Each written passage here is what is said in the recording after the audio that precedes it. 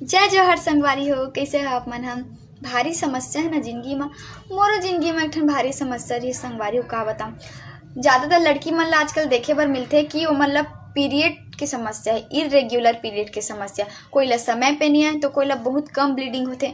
माहौल हर महीना चिंता रहा है संगवारी हो कि मोर पीरियड समय पे आही कि नहीं आही करके।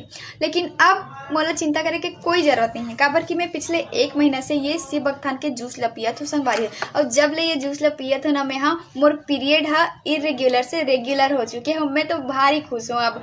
और संगवारी हो एक सबसे अच्छा बात बताऊँ, ये एक तीर से दो निशाना साध थे। जेन जेन ला पीरियड के समस्या वो तो ठीक हो ही, संगे संग ना एमन ला जे मन ला बाल झड़ के समस्या है ना, ओ ला भी ठीक करथे। ता अगर आप मन ला बाल झड़ के समस्या है या फिर इरेग्युलर पीरियड के समस्या है, ता आप मन हा एला ऑर्डर कर सकते हो। मैं नीचे नंबर देते हो कैप्शन में, आप मन हा जाके कॉल करो और ऑर्डर करो, ठीक है। जय जोहार, जय